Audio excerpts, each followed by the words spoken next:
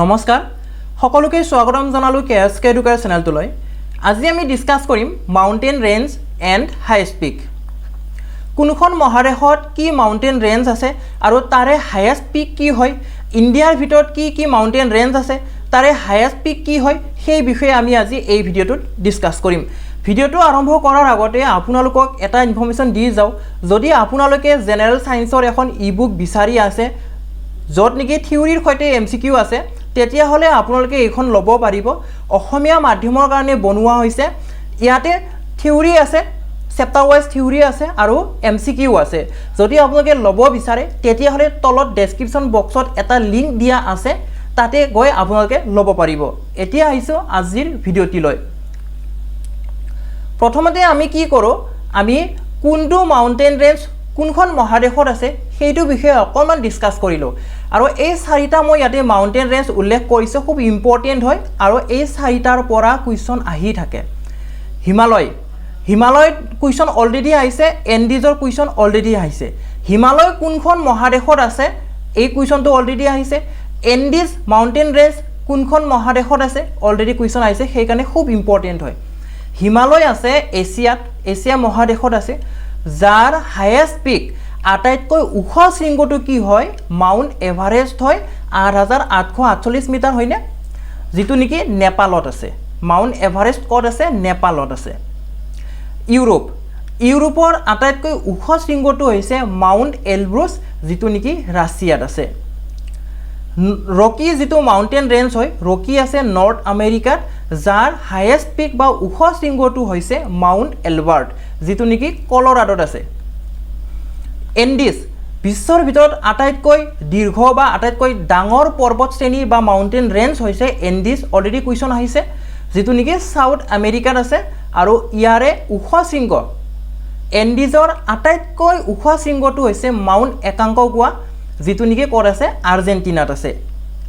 আফ্ৰিকাৰ হাইয়েষ্ট পিক কি হয় বুলি খুদিলে কি দিম আমি তেতিয়া মাউন্ট কিলিমাঞ্জাৰো দিম কি দিম মাউন্ট কিলিমাঞ্জাৰো যেটো নেকি তানজানিয়াত আছে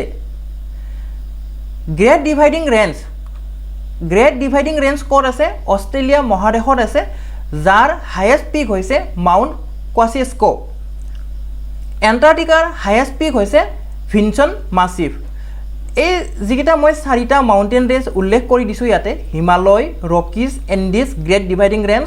কোনখন মহাদেশত অৱস্থিত হয় ধুনিয়াকে মনত ৰাখিব আৰু কোনখন মহাদেশৰ হাইয়েষ্ট পিক হয় হিবিলাকো আপোনালোকে ধুনিয়াকে মনত ৰাখিব তাৰ পিছত আছে হিমালয়ৰ বিস্তাৰ কত আছে খুব ইম্পৰ্টেন্ট হয় কাৰণ হিমালয়ৰ বিস্তাৰটো আমাৰ এছিয়া মহাদেশত আছে আৰু আমাৰ ভাৰতৰো কেইখনমান ৰাজ্য আছে ভাৰতৰো কেইখনমান ৰাজ্যত হিমালয়ৰ বিস্তাৰ আছে গতিকে আমি মনত ৰাখিব লাগিব হিমালয়ৰ বিস্তাৰ গৈছে কেনেকৈ এনেদৰে গৈছে হিমালয়ৰ বিস্তাৰ এনেদৰে গৈছে হিমালয়ৰ বিস্তাৰ এনেদৰে গৈছে গতিকে এইখিনি ৰাজ্য আমি মনত ৰাখিব লাগিব কোনবিলাক ৰাজ্য পৰিছে সেইখিনি আমি মনত ৰাখিব লাগিব ইয়াতে আমাক এন্টায়াৰ নৰ্থ ইষ্ট আছে হয়নে এন্টায়াৰ নৰ্থ ইষ্ট আছে সিকিম আছে বিহাৰ পৰা নাই কোনটো পৰিছে ওয়েষ্ট বেংগল পৰিছে এইখিনি শিলিগুৰি আৰু দাৰ্জিলিঙৰ এই অংশখিনি পৰিছে উত্তৰাখণ্ড আছে হিমাচল প্ৰদেশ আছে জম্মু এণ্ড কাশ্মীৰ আৰু লাডাখ আছে এই কেইখন ৰাজ্যৰ মাজেৰে বা কেন্দ্ৰীয় শাসিত অঞ্চলৰ মাজেৰে হিমালয়ৰ বিস্তাৰ আছে গতিকে আমি মনত ৰাখিব লাগিব নেক্সট মই ইয়াতে হিমালয় মাউন্টেনৰ হাইয়েষ্ট পিক বুলি নহয় ইম্পৰ্টেন্ট পিক মই ইয়াতে NCERT বেষ্ট বুকৰ পৰা মই ইয়াতে ইনক্লুড কৰি দিছো ডাইৰেক্টলি নহলে কিছুমানে কি ক'ব যে যেটো কেটু হয় সেই কেটুটো ক'ত আছে পাকিস্তানত আছে ইণ্ডিয়াত নাই বুলি কিছুমানে বিবাদ কৰে সেইটো কাৰণে মই কিতাপৰ পৰা ডাইৰেক্টলি তুলি দিছো ইয়াতে ডাইৰেক্টলি মেনশন কৰা আছে যে কেটু বা গৰ্ডিন অষ্টিন ক'ত আছে ইণ্ডিয়াত আছে যদি পৰীক্ষাত আহে যে ভাৰতৰ আটাইতকৈ ওখ শৃংগটো কি হয় তেতিয়া আমি কি দিব লাগিব কেটু বুলি দিব লাগিব তেতিয়াহে আমাৰ উত্তৰটো এনসাৰটো কাৰেক্ট হ'ব এনসাৰটো তেতিয়াহে কাৰেক্ট হ'ব যদিও বা POK আছে POK পাকিস্তান অকুপাইড কাশ্মীৰত আছে তথাপিও আমি এনসাৰটো মানে পৰীক্ষা যদি আহে তেতিয়া আমি এনসাৰটো কেটু বুলি দিব লাগিব নহলে আমাৰ এনসাৰটো ৰং হৈ যাব সেইটো আমি মনত ৰাখিব লাগিব কাৰণ যিমানে কিতাপ পত্ৰ আছে আমি ডাইৰেক্টলি ইণ্ডিয়া বুলি পাওঁ এখন কিতাপত যেনেকৈ NCERT বেষ্ট বুক হয় এইটো এইখনতো কি দিয়া আছে ইণ্ডিয়া বুলি দিয়া আছে আমি আগতে পাই আহিছোঁ হয়নে মাউণ্ট এভাৰেষ্ট ক'ত আছে নেপালত আছে যাৰ উচ্চতা হৈছে 8,848 মিটাৰ হয় এতিয়া অৱশ্যে ৰিচেণ্টলি যিটো এই ছাৰ্ভে কৰিছিলে সেই ছাৰ্ভেত 8,848ৰ অকণমান বেছি পাইছে দশমিক সামথিং পাইছে ওকে তো তথাপিও আপোনালোকে এনেও পাৰিব সেইটো যদি কুৱেশ্যনত আহে তেতিয়া 8,848 ওচৰে পাছৰে মনত ৰাখিলে হ'ল কাঞ্চনজংঘা ক'ত আছে ভাৰতত আছে কাঞ্চনজংঘা ভাৰতত আছে 8,598 যদি আপোনালোকে গুগলত মাৰি চাই তেতিয়াহ'লে ইয়াতকৈ অকণমান বেলেগ পাবও পাৰে কিন্তু এইটো অলৰেডি এক্সামত দিয়া ফিগাৰ হয় সেইটো আমি মনত ৰাখিব লাগিব এই যিটো নাম্বাৰ হয় এইটো এক্সামত দিয়া ফিগাৰ হয় যদি সুধে যে কাঞ্চনজংঘাৰ হাইট কিমান হয় তেতিয়া আমাৰ অপশ্যনবিলাকত মেক্সিমাম ক্ষেত্ৰত এইটো নাম্বাৰ দিয়া থাকে যিটো নেকি এই উইকিপিডিয়াত আছে বা যিটো নেকি গুগলত আছে সেই নাম্বাৰটো কিন্তু পৰীক্ষাত দিয়া নাথাকে এই নাম্বাৰটোহে দিয়া থাকে তাৰপিছত আছে হটছে ক'ত আছে নেপাল তিবেতত আছে 8,501 মিটাৰ হয় গতিকে এইকেইটা আপোনালোকে স্ক্ৰীনশ্বট ল'ব পাৰে আপোনালোকে স্ক্ৰীনশ্বট লৈ ল'ব আৰু ধুনীয়াকৈ মনত ৰাখি থৈ দিব ইয়াৰে 10টাও যদি মনত ৰাখি থৈ দিওঁ তেতিয়া আমাৰ কাৰণে বহুত হৈ যায় তো যিবিলাক ইণ্ডিয়াত আছে সেইবিলাক বাছি বাছি আপোনালোকে মনত ৰাখিব পাৰে যেনেকৈ নন্দা দেৱী আছে নংগা পৰ্বত আছে কাঞ্চনজংঘাটো হ'লে বাকী কামেৰ আছে নামচা বাৰুৱা আছে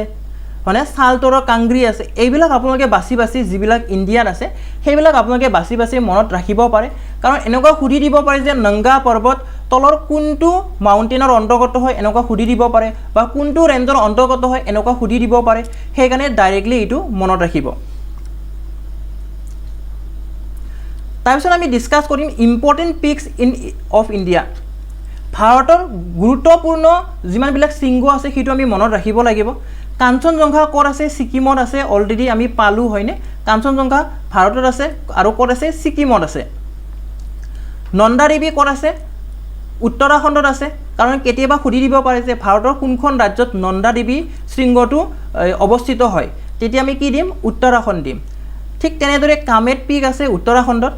আৰু নীলগিৰি হিলছৰ আটাইতকৈ ওখ শৃংগটো কি হয় বুলি যদি সোধে তেতিয়া আমি এনসাৰ দিম দদবেত্তা তেতিয়া এনসাৰ কি দিম দদবেত্তা আৰু যদি ইষ্টাৰ্ণ ঘাট এটা ইষ্টাৰ্ণ ঘাট আৰু ৱেষ্টাৰ্ণ ঘাট কি হয় আমি মেপৰ জৰিয়তে বুজিবলৈ চেষ্টা কৰিম পূৰ্বী ঘাট ইষ্টাৰ্ণ ঘাট আমাৰ এইখিনি অঞ্চল হৈছে ইষ্টাৰ্ণ ঘাট এইখিনি অঞ্চল হৈছে আমাৰ পূৰ্বী ঘাট আৰু পশ্চিমী ঘাট হৈছে এইখিনি অঞ্চল হৈছে আমাৰ পশ্চিমী অঞ্চল আৰু এই পূৰ্বী অঞ্চলৰ বা পূৰ্বী ঘাটৰ বা ইষ্টাৰ্ণ ঘাটৰ হায়েষ্ট পিক হৈছে জিন্ধাগড়া ৱেষ্টাৰ্ণ ঘাটৰ হায়েষ্ট পিক হৈছে মাউণ্ট সাৰামতি আৰু সাউথ ইণ্ডিয়াৰ আটাইতকৈ ওখ শৃংগটো হৈছে আন্নাইমুদি যিটো নেকি আন্নাইমালাই পৰ্বত শ্ৰেণীৰ অন্তৰ্গত হয় বা আন্নাইমালাই পৰ্বতত